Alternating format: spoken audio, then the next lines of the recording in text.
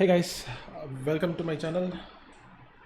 So, what are we going to do today? So, we will be creating an endless road or racetrack, if you can call that. And let me show you what you will be building today. So, it's not that much fancy, it's very simple, but yeah. So, we have this scene, basic scene here. So, let's hit play and see what happens.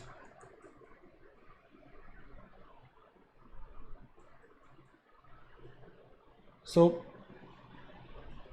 this is what we have here. We can increase and decrease the speed using this public variable here. So yeah, it actually uses this track move script, and also it uses this texture. So without any delay, let's start. So let me close this out. I'll open a new project. Where is Unity Hub? There it is. So let's create a 2D project. Endless track. Hey. So I think creating will take some time. Let's see how much it takes. So basically this tutorial or this entire script and the whole idea was taken from another channel. The channel name is Jaja Games. The name of the tutor is Jaja. He has a very simple, easy to follow tutorial series for a lot of stuff related to Unity and basically C# as well. So he actually does things very nicely, and it's very easy to understand. I have been following his channel like 2-3 years back. I have started following his channel 2-3 years back, and I was trying to make a 2D arcade style car racing game, sort of. So as part of that is when I came across this 2D track system. I thought of sharing it with you guys to be a little bit more specific. This won't be a long video. This will be a very short video. This tutorial is a very basic one, and yeah, you can build on from there. So right now I'm working on my own project called Project Overtake. So this it's actually based on this 2D system itself. So it's actually an endless runner with a car racing kind of vibe. But the thing is, you are not racing a car. You are like actually driving through a street, and you are overtaking the cars ahead of you without colliding with them. So essentially that's the entire thing. Actually that is my first Unity project. So I have been trying to do Unity projects for some time now, but I haven't quite done anything yet. It seems very bad. So yeah, anyways, because of various reasons I stopped in between. So now I have decided that I'll do something. I'll persevere my way through, and I'll do something out. And so I have like a couple of ideas as well. You'll be hearing more about that in coming videos as well. So stay tuned for that. Maybe, yeah, stay tuned for that. Not maybe, or stay tuned for that. So all right, it's opened up finally. So we have this. So what do we have here? We have a sample scene that is like default Unity scene we get, and like a main camera that is a 2D camera. Also what happens here is like we have the viewport, and my viewport is set to my mobile resolution. So we have that as well. All right, so we'll be building in this one itself. So all right, let's get started. So initially what I would like to do is I would like to create a couple of folders to host various things that we have. So scripts, all the script that we use in this project goes here.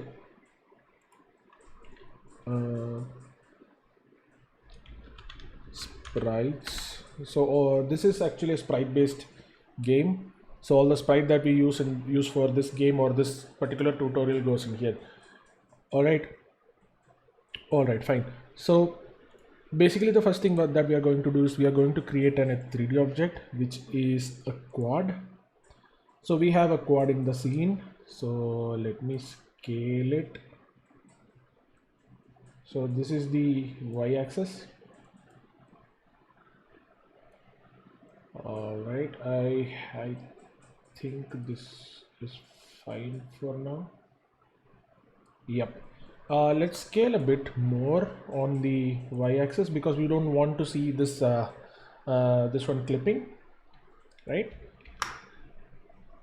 So we have this quad here. All right, the next thing is we need to apply a texture to this quad, that is a sprite to this quad. So let's import the sprite. I think it's in my download folders. Let me quickly drag and drop that here.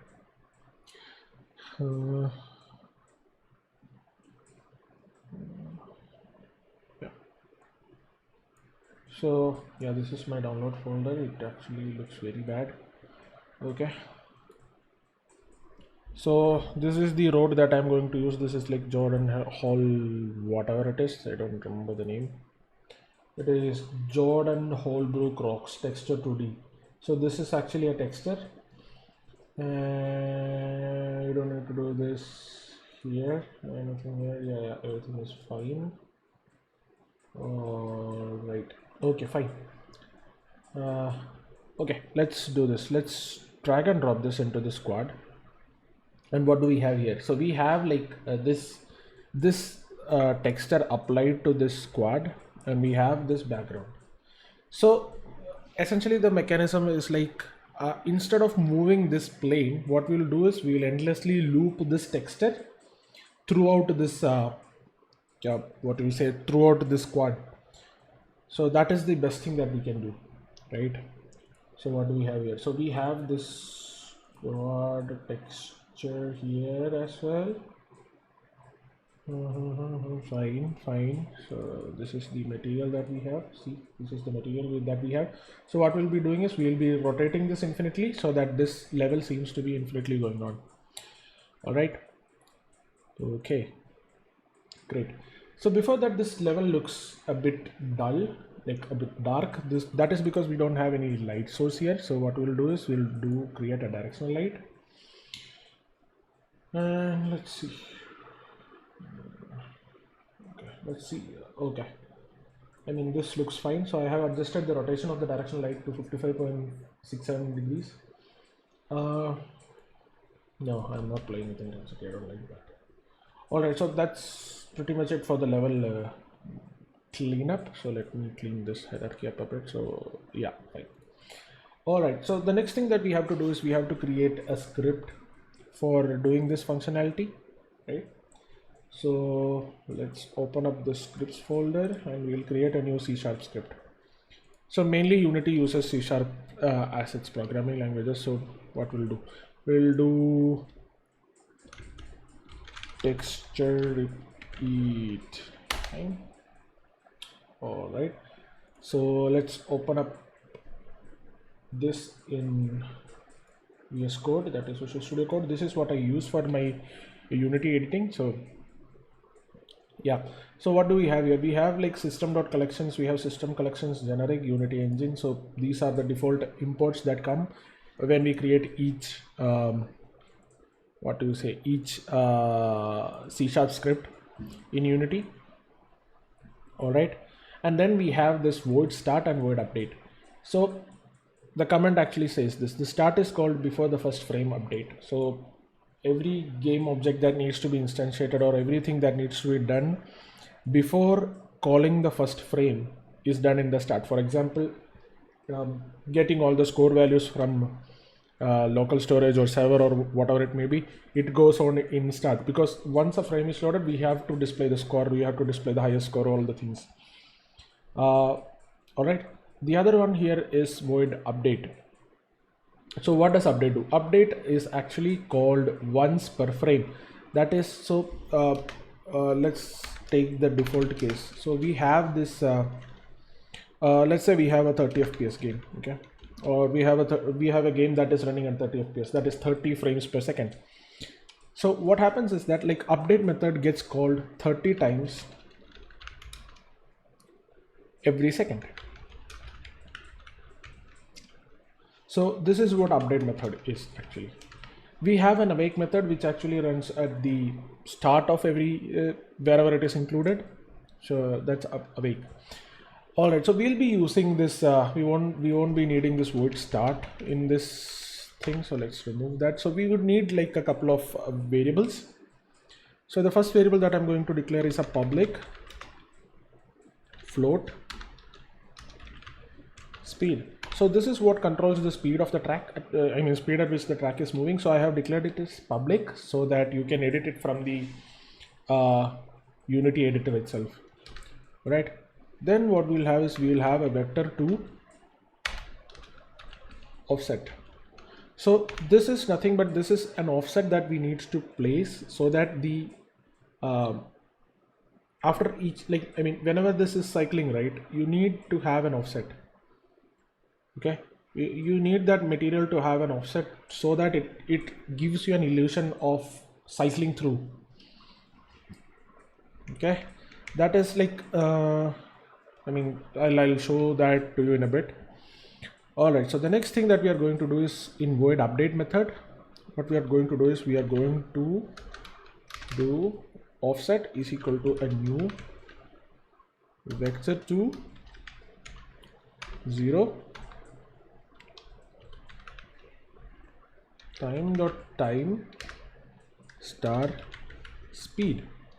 So time is done so that like it doesn't affect, I mean the speed of the track doesn't depend on the FPS of the system that you are running in. So there are multiple methods, time.delta time, stuff like that. We have all those things to balance this problem while we are doing something in the update. So we have set the offset y-axis of the offset. So this is x and y. Vector2 is a 2-coordinate system, so that is x and y-axis. So what we have done is we have done the x-axis as 0, and what we have done is we have made y-axis time times speed. So whenever whenever the time goes, right, the texture or the texture actually moves. So moves speed unit, right? I'm not sure if I'm making sense or not. Like, I'll show you this thing in the action. So get what the next thing that we are going to do is we are going to get the renderer material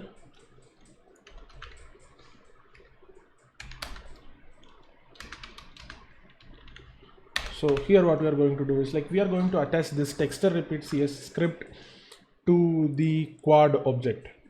Okay. So what happens is that like everything here, right? Whenever you do a get component dot material, this actually gets the material of the object game object that this particular script is attached to, right? So that is what happens. So what it will do is like it actually makes the main texture offset value equal to the offset. So at like during every second, right, the material changes by speed, like speed units. For example, let's say speed is equal to 2. Okay, so each second the material actually changes 2 units. So the texture material changes 2 units towards the y-axis. So it gives us an illusion like it is moving. Hope I made a little bit of sense.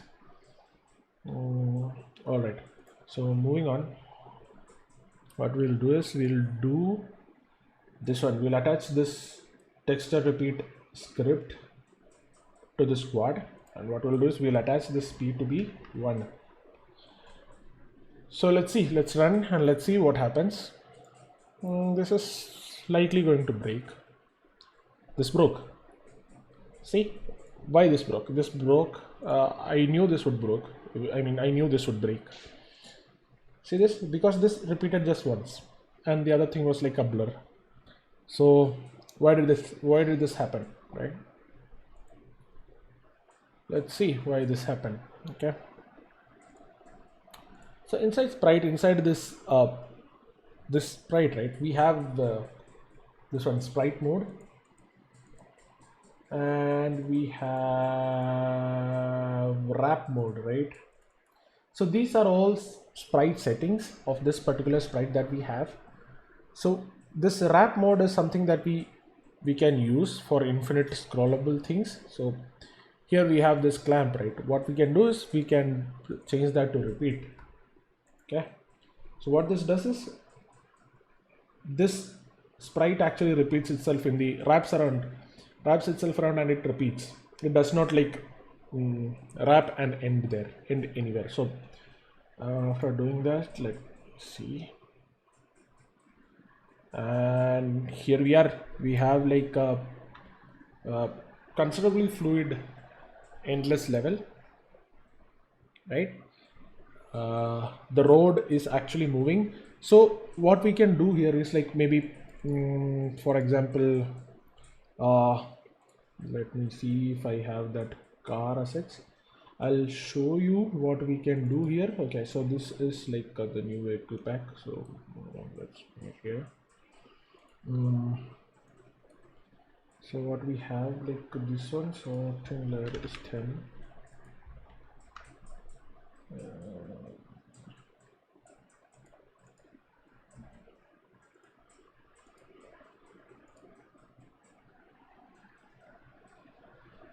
What happened here?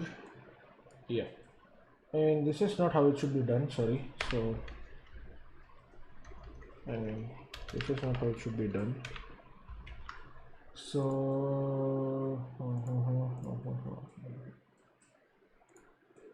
okay,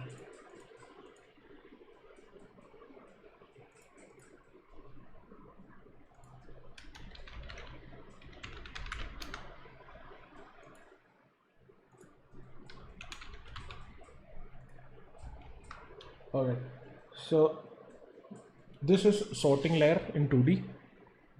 So in 2D, like everything actually is put on top of one another. So for example, if you see this, right, this I have changed this to a 3D screen.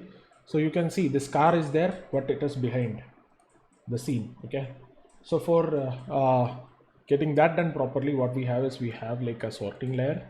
Okay, so what does sorting layer do is like we can go here.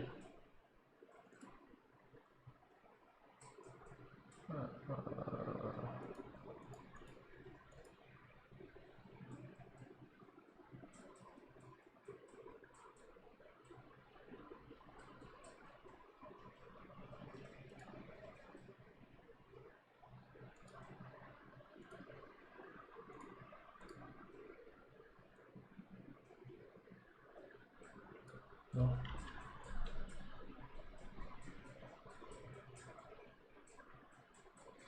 All right, so right now we have a car here, right? Let me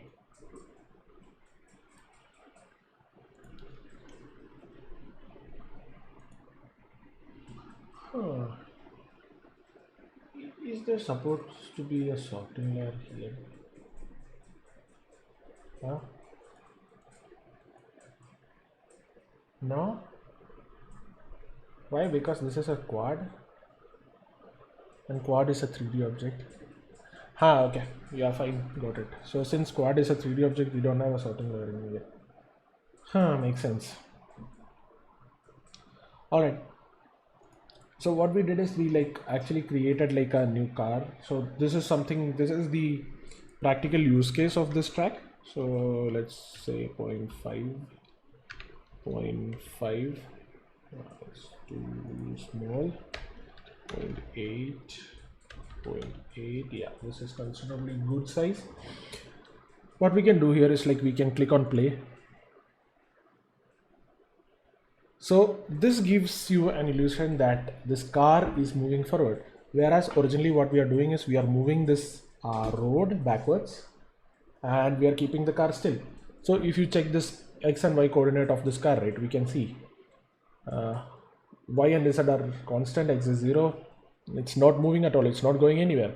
But what you see here is we have a movement, we have an illusion of a movement, so we can use this for all sorts of scenes.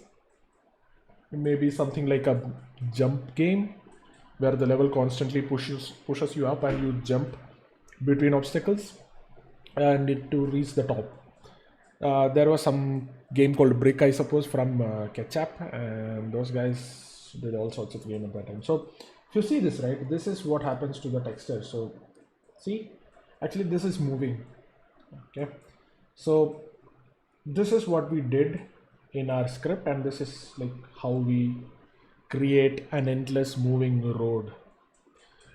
Hope everybody had a good time following this tutorial. Let me know any questions that you have in the comment section. I'll be happy to answer them if I am aware. Also, let me know if you enjoyed this tutorial so that I can keep creating more content and keep posting new content regularly. All right, so that's it for today. Everybody stay safe, stay healthy. Bye bye.